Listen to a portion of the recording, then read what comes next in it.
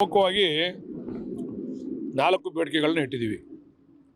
ಒಂದು, ಈ ವಂಡರ್ಲಾದಲ್ಲಿ ನೀವು ನೋಡ್ತಾ ಇದ್ದೀರಾ, ವೆಹಿಕಲ್ಗಳು ತಿರುಗಿಕೊಳ್ಳೋಕ್ಕಾಗಲ್ಲ.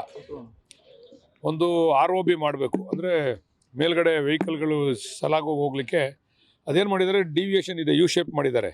ಅದನ್ನು ಸ್ಟ್ರೈಟ್ ಮಾಡಿ ಅಂತ ಕೇಳಿದ್ದೀವಿ. ಬಟ್ ಅಗಲ ಮಾಡಿಕೊಡಿ, 2 vehicle at a time movement ಮಾಡೋಂಗೆ. ಹೆಜ್ಜಾಲದಲ್ಲೂ ಕೂಡ ಒಂದು ವೆಹಿಕಲ್ ಪಾಸ್ ಆಯ್ತದೆ, ಒಂದು ವೆಹಿಕಲ್ ಬಂದರೆ ಇನ್ನೊಂದು ವೆಹಿಕಲ್ ನಿಂತ್ಕೋಬೇಕು, ಅದನ್ನು ಸುಡುವ ಅಗಲೀಕರಣ ಮಾಡಿಕೊಡಿ ಅಂತ ಕೇಳಿದ್ದೀವಿ. ಮೂರನೇದು, ಇಲ್ಲಿಗೆ ಬಾನಂದೂರ್ಗೆ ಹೋಗಬೇಕು. ಬಾನಂದೂರ್ಗೆ ಹೋಗ್ಬೇಕಾದ್ರೆ ನಾವು ಬಿಡದಿ ಟೌನಿಂದ ಬಂದು ಈ ಕಡೆ ಇಲ್ಲಿ ತಿರ್ಕೋಬೇಕು ಸರ್ಕಲಲ್ಲಿ ಅಂತಂದರೆ ಸುಮಾರು ಆಕ್ಸಿಡೆಂಟ್ಗಳಾಯ್ತವೆ. ಅದಕ್ಕೆ ಇಲ್ಲಿ ಕೆಳಗಡೆ ಅಂಡರ್ ಪಾಸ್ ಮಾಡಿ ಅಂತ ಹೇಳಿದ್ದೀವಿ. ಸ್ಟ್ರೈಟ್ ಇಲ್ಲಿಂದ ಅಂಡರ್ ಪಾಸ್ ಮಾಡಿ ಡೈರೆಕ್ಟಾಗಿ ನಮಗೆ ಬಾನಂದೂರು ರೋಡ್ಗೆ ಕನೆಕ್ಷನ್ ಕೊಡಿ ಅಂತ ಕೇಳಿದ್ದೀವಿ.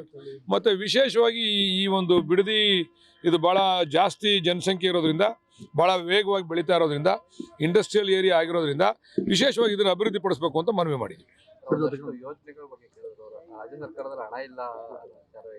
ಅಲ್ಲ, ರಾಜ್ಯ ಸರ್ಕಾರದಲ್ಲಿ ಹಣ ಅಂದರೆ ಇದಕ್ಕಿಲ್ಲ, ರೈಲ್ವೇಸ್ಗೆ. ಯಾಕಂದರೆ ಅವರು ಕೇಂದ್ರ ಸರ್ಕಾರದಲ್ಲಿ ಸಾಕಷ್ಟು ಹಣ ಇದೆ, ಬೇರೆದಕ್ಕೆ ಹಣ ಇದೆ ನಮಗೆ. ಆದರೆ ಈ ರೈಲ್ವೆ ಅಕ್ವಿಷನ್ಗೆ ಹಣ ಇಲ್ಲ. ರೈಲ್ವೆ ಅಕ್ವಿಷನ್ಗೆ ನೀವೇ ಕೇಂದ್ರ ಸರ್ಕಾರದವರು ದೊಡ್ಡ ಇಲಾಖೆ ಆಗಿರೋದ್ರಿಂದ ನೀವು ಮಾಡಿಕೊಡಿ ಅಂತ ಮನವಿ ಮಾಡಿದ್ವಿ. ಅಂದರೆ ಕೆಲವೊಂದಷ್ಟು ಯೋಜನೆ ಸ್ಪಂದನೆ ಸಿಗ್ತಾ ಇಲ್ಲ ಅಂತೇಳಿ ಸರ್, ರಾಜ್ಯ ಸರ್ಕಾರದಿಂದ ಕೇಂದ್ರ ಸರ್ಕಾರದ ಯೋಜನೆ ಅನುಷ್ಠಾನ ಮಾಡಬೇಕು ಅನ್ನೋ ವಿಚಾರಕ್ಕೆ ಎಲ್ಲ ಸ್ಪಂದನೆ ಕೊಡ್ತೀವಿ ರೀ. ನಮ್ಮ ಸರ್ಕಾರಕ್ಕೆ ದುಡ್ಡು ಕೊಡ್ತಾರೆ ಅಂತಂದರೆ ನಾವು ಸುಮ್ಮನೆ ಸ್ಪಂದನೆ ಇರೋಕ್ಕಾಗಿದ್ದೇನೆ ರೀ. ಅವರು ಪಾಪ ಅವ್ರಿಗೆ ಸೋಮಣ್ಣ ಅವ್ರೇನು ಸ್ಪಂದನೆ ಸಿಗ್ತದೆ ಅಂತ ಹೇಳೋಕ್ಕಾಗ್ತದೆ? ನರೇಂದ್ರ ಮೋದಿ ಅವ್ರು ನಾಳೆ ಡ್ರಾಪ್ ಮಾಡ್ತಾರೆ ಮಿನಿಸ್ಟರ್ಗಿರಿಯಿಂದ ಅಷ್ಟೇ ಹೇಳಿದ್ರೆ. ಅಲ್ಲ, ಅವರ ನರೇಂದ್ರ ಮೋದಿ ಅವ್ರ ಬಗ್ಗೆ ಅವ್ರು ಹೇಳಲೇಬೇಕು. ಅವ್ರ ಧರ್ಮ, ಅವ್ರ ಪಕ್ಷದ ಧರ್ಮ, ಅವ್ರ ಮಂತ್ರಿಯಾಗಿ, ಅವ್ರ ಕ್ಯಾಬಿನೆಟಲ್ಲಿ ಮಂತ್ರಿಯಾಗಿ ಅದು ಹೇಳಲೇಬೇಕು. ನಾವು ಸ್ಪಂದನೆ ಮಾಡ್ತೀವಿ. ನಾವು ಸ್ಪಂದನೆ ಇರ್ತಕ್ಕ ಅಭಿವೃದ್ಧಿ ಇದೆ ದೃಷ್ಟಿ ಅಲ್ವಾ, ನಮಗೆ ಮುಖ್ಯ ಅಭಿವೃದ್ಧಿ ಆಗಬೇಕು ಈ ರಾಜ್ಯದ ಅಭಿವೃದ್ಧಿ. ಬಟ್ ನಾನು ಹೇಳ್ದಂಗೆ ಸೋಮಣ್ಣ ಅವ್ರಂಗೆ ಆ್ಯಕ್ಟಿವ್ ಆಗಿ ಯಾರೂ ಮಾಡ್ತಾ ಇಲ್ಲ. ಬೇರೆ ಮಂತ್ರಿಗಳು, ಈಗ ಜೋಶಿ ಅವರಿದ್ದಾರೆ, ಸುಮಾರು ಜನ ಮಂತ್ರಿಗಳು, ಪಾಪ ಇನ್ಯಾರು ಇದ್ದಾರೆ ಮಂತ್ರಿಗಳು, ಹೇಳಿ ಹೆಸರು ನೋಡೋಣ. ಇವ್ರೊಬ್ಬರದ್ದು ಹೆಸರು ನಮ್ಗೆ ಗೊತ್ತಾಯ್ತಾ?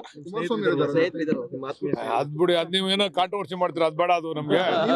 ಈಗ ಅಲ್ಲೆಲ್ಲ ಆಕ್ಟಿವ್ ಆಗಿ ಹಿಂಗೆ ಸ್ಥಳಕ್ಕೆ ಬಂದು ಪ್ರತಿಯೊಂದು ಏರಿಯಾಗೂ ಹೋಗಿ ಅವ್ರ ಕ್ಷೇತ್ರ ಬಿಟ್ಟು, ಈಗ ಕುಮಾರಸ್ವಾಮಿ ಅವ್ರು ಏನು ಮಾಡ್ತಾರೆ, ಅವ್ರ ಕ್ಷೇತ್ರದಲ್ಲೇ ಜಾಸ್ತಿ ಸುತ್ತಕ್ಕಂಥದ್ದು, ಮಂಡ್ಯದಲ್ಲೇ ಓಡಾಡ್ತಕ್ಕಂಥದ್ದು ಮಾಡ್ತಾ ಇದ್ದಾರೆ.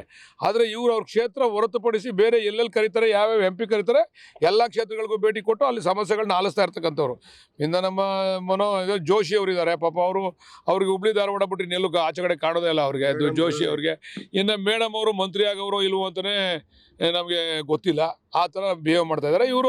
ಇವರು ಮೂಲ ದಳ ಕಾಂಗ್ರೆಸ್ಸಿಂದ ಬಂದಿರತಕ್ಕಂಥವ್ರು ಸೋಮಣ್ಣವರು. ಈ ಹ್ಯಾಬಿಟ್ಟು BJP ಕಂಟಿನ್ಯೂ ಮಾಡ್ತಾವ್ರು ಅಷ್ಟೇ. ಇವರು ಮೂಲ BJP ಆಗ್ಬಿಟ್ಟಿದ್ರೆ ಇವರು ಹಂಗೆ ಆಗ್ಬಿಡೋರು. ಇವ್ರು ಮೂಲ BJP ಅಲ್ಲ, ಇದು ಬೇರೆ ವಾಸನೆ ಇರೋದನ್ನ ಒಂಚೂರು ಆಕ್ಟಿವ್ ಓಡಾಡ್ತಾರೆ. ಅದನ್ನ ಮಂತ್ರಿಗಳು ಬಂದಾಗ ಕೇಳ್ಬೇಕು ನೀವು. ನಮ್ಮನ್ಕೆ ನಾವು MLAಗಳು ನಾವು ಕರೆದಿದ್ದೀವಿ. ಯಾಕೆ ಕರೆದವರೆಲ್ಲ ಈಗ ಯಾರು ಕರೆದವರೆಲ್ಲ ಬರ್ತಾರೆ. ಈಗ ಅವಶ್ಯಕತೆ ಇದ್ರೆ ಬರ್ತಾರೆ, ಸುಮ್ಮನೆ ಯಾಕೆ ಬರ್ತಾರೋ? ಈ ಕೃಷ್ಣ ಬೈರೇಗೌಡರು ಬಂದವ್ರೆ, ಜಾರ್ ಸಾಹೇಬರು ಬಂದವ್ರೆ, ಲಾಡ್ ಸಾಹೇಬರು ಬಂದವ್ರೆ, ಎಲ್ಲ ಮಂತ್ರಿಗಳು, ನಮ್ಮ ಮೇಡಮು ಲಕ್ಷ್ಮೀ ಹೆಬ್ಬಾಳ್ಕರ್ ಅವ್ರು ಬಂದವ್ರು ಎಲ್ಲ. ಈಗ ಅವಶ್ಯಕತೆ ಇದ್ರೆ ಬರ್ತಾರೆ, ಅವಶ್ಯಕತೆ ಇಲ್ಲದೆ ಇದ್ರೆ ನಾವು ಕೇಳಿದ್ರೆ ಯಾಕೆ ಬರ್ತಾರೆ ಸುಮ್ಮನೆ? ಅವ್ರ ಮಂತ್ರಿ, ಅವ್ರ ಜವಾಬ್ದಾರಿ ಜಾಸ್ತಿ ಇರುತ್ತೆ, ಅವಶ್ಯಕತೆ ಇದ್ದು ಅವ್ರು ಮಾಡ್ತಾರೆ. ಅಂದರೆ ಕೇಂದ್ರ ಸರ್ಕಾರಕ್ಕೆ ನಾನು ಏನು ಹೇಳ್ತೀನಿ ಅಂತಂದರೆ, ಅನಂತಕುಮಾರ್ ಅವರು ಇದ್ದಾಗ ಅವರು ರಾಜ್ಯ ಮತ್ತು ಕೇಂದ್ರಕ್ಕೆ ಸೇತುವೆಯಾಗಿ ಕೆಲಸ ಮಾಡಿದ್ರು. ಅವ್ರು ಆವಾಗ ಅದ್ವಾನಿ ಮತ್ತು ವಾಜಪೇಯಿ ಅವರ ಕಾಲದಲ್ಲಿ ಭಾಳ ಪ್ರಭಾವಿ ಮಂತ್ರಿ ಆಗಿದ್ರು. ಆವಾಗ ಇಲ್ಲಿ SM ಕೃಷ್ಣ ಅವ್ರ ಗೌರ್ಮೆಂಟ್ ಇತ್ತು, ಸಾಕಷ್ಟು ಹಣನ ಅಲ್ಲಿಂದ ತರತಕ್ಕಂಥ ಕೆಲಸ ಮಾಡಿದ್ರು. ಜೋಶಿ ಅವ್ರಿಗೆ ಆ ಇಚ್ಛಾಶಕ್ತಿ ಇಲ್ಲ ಅಂತಕ್ಕಂಥದ್ದು ನನ್ನ ಅಭಿಪ್ರಾಯ ಅಷ್ಟೇ. 100 ಎಕರೆ ಅದೇನೋ ಜಾಗ ಕೊಡ್ಸಿ ಅಂತ ಹೇಳವ್ರೆ, ನೋಡೋಣ, ಆಮೇಲೆ ಮಾತಾಡ್ತೀವಿ. ಬದಲಾವಣೆ ವಿಚಾರ ನಿನ್ನೆಲ್ಲ ದೆಹಲಿಗೆ ಹೋಗಿದ್ದು ಸರ್ DK ಶಿವಕುಮಾರ್, ಇವತ್ತು ಸಿದ್ದರಾಮಯ್ಯನವರು ಹೋಗ್ತಾ ಇದ್ದಾರೆ. ನಾನೇನಾದ್ರೂ ಹೈಕಮಾಂಡ್ ಆಗಿದ್ರೆ ನಿಮ್ಗೆಲ್ಲ ಸ್ಪಷ್ಟವಾದ ಉತ್ತರ ಕೊಟ್ಬಿಡ್ತೀನಿ. ನಾನು ಹೈಕಮಾಂಡ್ ಅಲ್ವೇ? ಕೆಂಪೇಗೌಡ ಉತ್ಸವ ಮಾಡ್ತಾ ಇದ್ದೇವೆ. ಅದ್ರಲ್ಲಿ 2 ಮಾತೇ ಇಲ್ಲ ಅಂತ ಹೇಳ್ತಾ ಇದೀವಲ್ಲ. ಅತ್ಯಾಪ್ತರಾಗ್ಬಿಟ್ರೆ ನಾನು ಹೈಕಮಾಂಡ್ ಹತ್ರ ಇದ್ದೀನ? ಹೈಕಮಾಂಡ್ ಅತ್ಯಾಪ್ತರ ಆಗಿದ್ದಿದ್ರೆ ನಾನು ಹೇಳ್ತಿದ್ದೆ. ನಾನು DK ಶಿವಕುಮಾರ್ಗೆ ಅಷ್ಟೇ ಅತ್ಯಾಪ್ತ, ಹೈಕಮಾಂಡ್ ಅತ್ಯಾಪ್ತ ಅಲ್ಲ. ಸರ್ ಮೊನ್ನೆ ಏನೇ ಸಮಸ್ಯೆ ನಮ್ಮಲ್ಲಿಲ್ಲ, ರಾಜ್ಯದಲ್ಲೇ ಇದೆ, ಅವರೇ ಸಮಸ್ಯೆ ಬಗೆಹರಿಸ್ಕೊಳ್ಳಿ ಅಂತ ನಾಯಕರುಗಳು ಹೇಳಿದ್ದಾರೆ. ಅದನ್ನ ಬಗೆಹರಿಸ್ಕೊಳ್ತಕ್ಕಂಥ ಕೆಲಸ ನಡೀತಾ ಇದೆ. ಸರ್, ಈಗ ಇವ್ರು DK ಶಿವಕುಮಾರ್ ಹೇಳಿದ್ರು, ನಮ್ಮ ಪಕ್ಷದ ಸಾಮಾನ್ಯ ಕಾರ್ಯಕರ್ತನಾಗೂ ಕೂಡ ಪಕ್ಷ ಕಟ್ಟಿದ್ದೀನಿ ವೈರಾಗ್ಯದ ಮಾತಾಡ್ತಿದ್ದಾರೆ ಸರ್. ಯಾಕಂದ್ರೆ ವೈರಾಗ್ಯ ಅಲ್ಲ, ಕೆಲವರು ಹೊಸ್ದಾಗಿ ಬಂದಿರೋರಿಗೆ ಅವರ ಕಷ್ಟ ಗೊತ್ತಿಲ್ಲ, ಅದನ್ನ ತಿಳಿಸ್ಕೊಡ್ತಾವ್ರ ಅಷ್ಟೇ. ಕೆಲವರು ನಾನು ಹೇಳಿಲ್ವಾ, ನಾನು ಹೈಕಮಾಂಡ್ಗೆ ಅತ್ಯಾಪ್ತ ಆಗಿದ್ದಿದ್ರೆ ಹೇಳ್ತಿದ್ದೆ. ನಾನು ಹೈಕಮಾಂಡ್ ಅತ್ಯಾಪ್ತನ ನಾನು ಆಗ್ಲಿ ಅಂತ ಬಯಸೋನಷ್ಟೇ. ಅದನ್ನ ಈಗ ಸದ್ಯಕ್ಕೆ ಹೇಳೋದು ಬೇಡ. ಡೇಟ್ಗಳೆಲ್ಲ ಕೊಟ್ಟಿದ್ರು, ಏನಾದ್ರು ನಮಗೆ ತೊಂದರೆ ಆಯ್ತಾ ಇದ್ರೆ ನಿಮ್ಮಿಂದಾನೆ, ಮಾಧ್ಯಮದವರಿಂದ.